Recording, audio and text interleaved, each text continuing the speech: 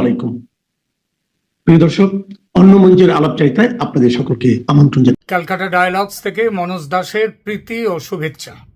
গত কয়েকদিন ধরে বাংলাদেশের সংবাদ মাধ্যমে বেশ লেখালেখি ও বলাবলি চলছে যে শেখ হাসিনা পুত্র সজীব ওয়াজেদ জয় আওয়ামী লীগের নেতৃত্ব নিচ্ছেন তার মায়ের কাছ থেকে। খবরটি মিথ্যে নাও হতে পারে, কারণ শেখ হাসিনার বয়স হয়েছে ৭৮-৭৯ বছর বয়স হয়ে গেল তার, এবং বয়সের দিক দিয়ে দেখলে তিনি তার মুখ্য প্রতিদ্বন্দ্বী বেগম খালেদা জিয়ার চেয়ে সামান্য হলেও বয়সে বড়।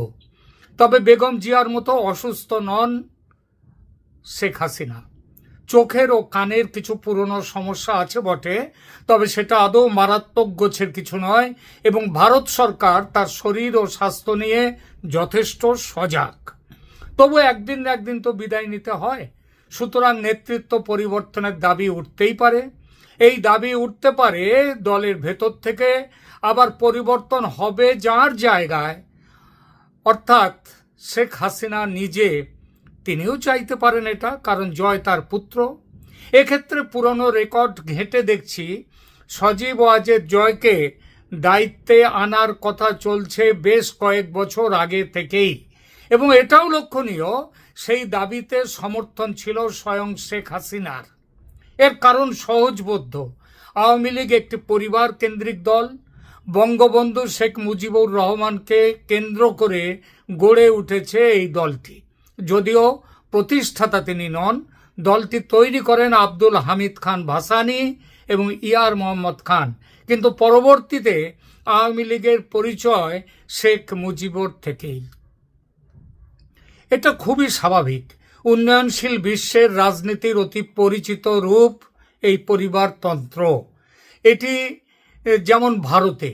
আচ্ছা, কংগ্রেস দলের প্রতিষ্ঠাতা নেহরু বা গান্ধী এরা কেউ নন, মানে জওহরলাল নেহরু বা মহাত্মা গান্ধী এরা কেউই কংগ্রেস দলের প্রতিষ্ঠাতা নন, কিন্তু দলটির পরিচয় নেহরু গান্ধীর দল এই জায়গায় এসে পৌঁছেছে এখন। তার মধ্যে আবার ওই গান্ধী পদবী, তার সাথে কিন্তু মহাত্মা গান্ধীর কোনো সম্পর্কই নেই, কিন্তু সেই নামটা ব্যবহার করা হচ্ছে। তার মানে ওই বাংলাদেশেও কিন্তু মুজিবুর রহমানের নামটাই হচ্ছে একটা বড়। সুতরাং বাংলাদেশে আওয়ামী লীগের ক্ষেত্রেও ওই একই অবস্থা। প্রশ্নটা দাঁড়াচ্ছে, এই যে সজীব ওয়াজেদ জয়কে নেতৃত্বে নিয়ে আসার কথা চলছে, এটা দলকে কতটা ফায়দা দেবে, মানে সুবিধা দেবে বা দিতে পারে। আগেই বলেছি, এর আগেও হাসিনার সম্মতিতে এই প্রস্তাব উঠেছে একাধিকবার। এই মুহূর্তে একটি খবর দেখছি, ঢাকা ট্রিবিউন পত্রিকা 2016 সালের 23 অক্টোবর একটি সংবাদ প্রতিবেদন দিয়েছিল, যার শিরোনাম all councillors speak of Joy want him as future leader. অর্থাৎ আওয়ামী লীগের নেতৃত্ব কাউন্সিলের যারা সদস্য, তারা সবাই বলছেন জয়ের কথা, চাইছেন জয় যাতে ভবিষ্যতে দায়িত্বে আসতে পারেন। মানে এইটাই তাহলে দাঁড়ালো যে জয়ের জন্যে কথা। সেখানে বলা হয়েছে 2016 সালে, মনে রাখবেন। অনুষ্ঠানটি ছিল আওয়ামী লীগের 20তম কাউন্সিল অধিবেশন। সেই অধিবেশনে প্রধানমন্ত্রী হাসিনা মঞ্চে বসে আছেন, আর তার সামনে একের পর এক সাংগঠনিক নেতা তারা এসে বলছেন যে জয়কে নেতৃত্ব দেওয়ার জন্য, জয়েরকে নেতৃত্বে আসার জন্য। যেমন ধরুন, সেখানে বলাই আছে ওই সংবাদ শিরোনামে, রংপুর জেলা আওয়ামী লীগের সাধারণ সম্পাদক রেজাউল করিম রাজু, তিনি বলেছিলেন আমাদের ভবিষ্যতের স্বপ্ন সজীব ওয়াজেদ জয়। ময়মনসিংহের দলীয় জেলা সভাপতি বাকি বিল্লাহ, তিনি বলেছেন জয়কে দলে নিয়ে আসুন, জয় আসুন এবং আপনিও থাকুন। হাসিনার দিকে ফিরে তিনি বলেন। বাকি বিল্লার কথার জবাবে হাসিনা সেদিন হেসে বলেছিলেন, আমি আপনাদের ছেড়ে যাব না। কোথায় যাব আপনাদের ছেড়ে? সেদিন আরো বহু নেতা জয়কে রাজনীতিতে আসার এবং দায়িত্ব নেওয়ার কথা বলেছিলেন, এবং শেখ হাসিনার স্পষ্ট সমর্থন ছিল সেই প্রস্তাবে, সেটাই স্বাভাবিক। কিন্তু একটা জিনিস খেয়াল করবেন, জয়কে রাজনীতিতে আসার কথা বলা হয়েছে, নেতৃত্ব নেয়ার কথা বলা হয়েছে, তবে সর্বোচ্চ নেতৃত্বে বসার কথা বলেনি কেউ। বাকি বিল্লাহ যেমন বলেছিলেন হাসিনাকে, জয়কে নিয়ে আসুন এবং আপনিও থাকুন। সেদিনের সবাই এইটাই ছিল, ওই 20তম কাউন্সিল অধিবেশনের এইটাই ছিল ট্যাগলাইন। এখন যে খবরটি আসছে সেটা হলো দলের সর্বোচ্চ নেতৃত্বে জয়ের আসার কথা হচ্ছে। প্রশ্ন উঠছে, শেখ হাসিনার অবস্থান তাহলে কি হবে? তিনি কি অবসর নেবেন? কোথায় যাবেন? কেউ বলতেই পারেন বিএনপি দলের ব্যবস্থাটি হতে পারে এক্ষেত্রে। শেখ হাসিনা দলের সভাপতি এবং জয় হবেন কার্যকরী সভাপতি, এমন একটা ব্যবস্থা হতে পারে। কিন্তু মনে রাখতে হবে, বেগম জিয়ার অসুস্থতার কারণে তারেক রহমান কার্যকরী সভাপতি, কিন্তু শেখ হাসিনা রীতিমতো সুস্থ এবং কর্মক্ষম। তিনি লড়াকু নেত্রী, লড়াইতে আছেন। সবচেয়ে বড় কথা, আওয়ামী লীগের দেশব্যাপী যে সমর্থন, এই সমর্থকদের শেখ হাসিনার নামটি যেভাবে এই সমর্থকদের আন্দোলিত করে, সে জায়গায় পৌঁছতে জয়কে এখনো অনেক অনেক পথ হাঁটতে হবে। দল আজ যে বিপদের সম্মুখীন, সেই অবস্থা থেকে দলকে উদ্ধার করতে গেলে যে জনমোহিনী ক্ষমতার দরকার হয়, সেটা শেখ হাসিনার আছে, জয়ের নেই। জয় আওয়ামী লীগের সদস্য সেই 2009 সাল থেকে। বেশ কয়েক বছর মায়ের সরকারি উপদেষ্টা হিসেবে কাজ করেছেন। সুতরাং এমন নয় যে রাজনীতিতে নতুন, কিন্তু দলের অনুগত সদস্যরা তারা কিন্তু অনেকেই জয়ের ক্ষমতা নিয়ে সন্দিহান।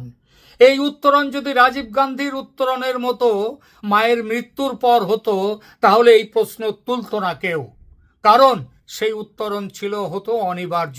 জয়ের ক্ষেত্রে এই অনিবার্যতা নেই।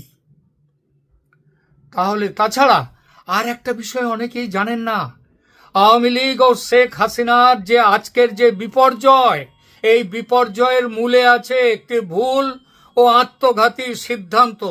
সেটি হলো সেনাপ্রধান পদে ওয়াকারুজ্জামানের যে নিয়োগ, সেই বিষয়টি। ওয়াকারকে এই পদে নিয়োগ করতে চাননি শেখ হাসিনা, তার পছন্দ ছিল অন্য, তার নিরাপত্তা উপদেষ্টা।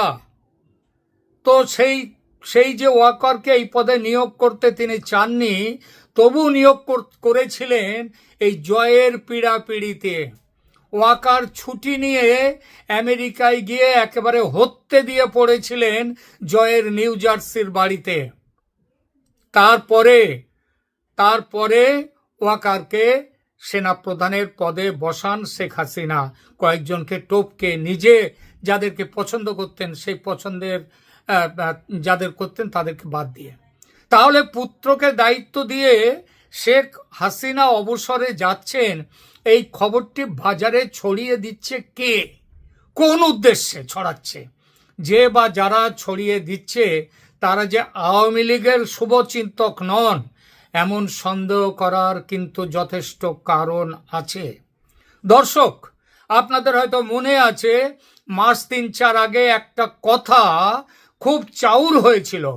সেটা হলো নেতৃত্বে পরিবর্তন ঘটিয়ে অসৎ নেতাকর্মীদের বাদ দিয়ে যারা সৎ, তাদেরকে নিয়ে একটি পরিষ্কৃত ও পরিশ্রুত আওয়ামী লীগ তৈরি হোক। সেই আওয়ামী লীগের বিরোধিতা করা হবে না বর্তমান সরকারের পক্ষ থেকে। আপনাদের হয়তো এটাও মনে আছে, বিষয়টি নিয়ে ঢাকা সেনানিবাসে সার্জিস আলম ও হাসনাত আবদুল্লাহকে ডেকে মিটিং করেছিলেন মধ্যরাত্রে প্রায় সেনাপ্রধান ওয়াকারুজ্জামান। এই দায়িত্ব কে তাকে দিয়েছিল? কেউ দেয়নি তাকে। তিনি নিজে বাঁচার জন্যে শেখ হাসিনা যাতে না থাকতে পারেন তার চেষ্টা করেছিলেন। পরিশ্রুত আওয়ামী লীগ তৈরির সেই ঢেউ এখন আর নেই, তাই এখন নতুন করে ঢেউ তোলা হচ্ছে।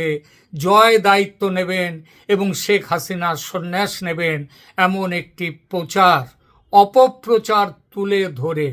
উদ্দেশ্য একটাই, যে হাসিনা যেন রাজনীতিতে না থাকেন, তিনি থাকলে আজ যারা ক্ষমতায় থাকার সুযোগ নিয়ে দাপিয়ে বেড়াচ্ছে দেশ জুড়ে, তাদের সমূহ বিপদ। নির্বাচন আজ না হয় কাল হবেই, এবং সেই নির্বাচনে আওয়ামী লীগ থাকবেই। ইউনূস সরকার ও বিএনপি সহ তার পৃষ্ঠপোষক দলগুলি যেভাবে লুটপাটের রাজত্ব কায়েম করেছে, দেশকে উচ্ছন্নে পাঠিয়েছে, তাতে দেশের মানুষ প্রার্থনা করছে আল্লাহর কাছে, ফিরে এসো হাসিনা, ফিরে এসো আওয়ামী লীগ, আল্লাহ হাসিনাকে ফিরিয়ে দাও।